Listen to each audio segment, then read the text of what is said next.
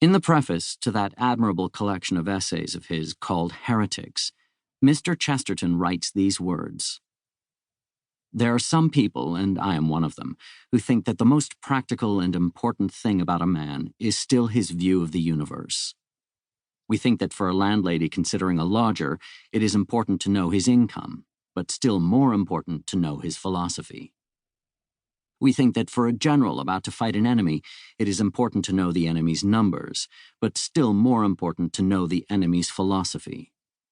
We think the question is not whether the theory of the cosmos affects matters, but whether, in the long run, anything else affects them." I think with Mr. Chesterton in this matter. I know that you, ladies and gentlemen, have a philosophy, each and all of you, and that the most interesting and important thing about you is the way in which it determines the perspective in your several worlds. You know the same of me. And yet I confess to a certain tremor at the audacity of the enterprise which I am about to begin. For the philosophy, which is so important in each of us, is not a technical matter. It is our more or less dumb sense of what life honestly and deeply means. It is only partly got from books. It is our individual way of just seeing and feeling the total push and pressure of the cosmos. I have no right to assume that many of you are students of the cosmos in the classroom sense, yet here I stand desirous of interesting you in a philosophy which, to no small extent, has to be technically treated. I wish to fill you with sympathy with a contemporaneous tendency in which I profoundly believe, and yet I have to talk like a professor to you who are not students.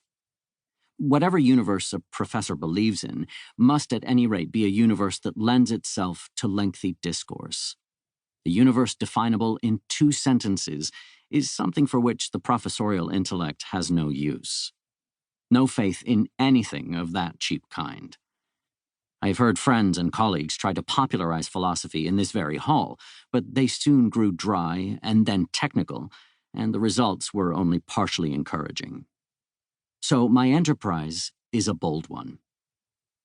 The founder of Pragmatism himself recently gave a course of lectures at the Lowell Institute with that very word in its title: flashes of brilliant light relieved against Cimmerian darkness. None of us, I fancy, understood all that he said, yet here I stand, making a very similar venture. I risk it because the very lectures I speak of drew. They brought good audiences. There is, it must be confessed, a curious fascination in hearing deep things talked about, even though neither we nor the disputants understand them. We get the problematic thrill, we feel the presence of the vastness. Let a controversy begin in a smoking room anywhere about free will, or God's omniscience, or good and evil, and see how everyone in the place pricks up his ears. Philosophy's results concern us all most vitally, and philosophy's queerest arguments tickle agreeably our sense of subtlety and ingenuity. Believing in philosophy myself devoutly, and believing also that a kind of new dawn is breaking upon us philosophers, I feel impelled, per fas aut nefas, by any means, good or bad, to try to impart to you some news of the situation. Philosophy is at once the most sublime and the most trivial of human pursuits. It works in the minutest crannies, and it opens out the widest vistas. It bakes no bread, as has been said, but it can inspire our souls with courage. And repugnant as its manners, its doubting and challenging, its quibbling and dialects often are to common people, no one of us can get along without the far-flashing beams of light it sends over the world's perspectives.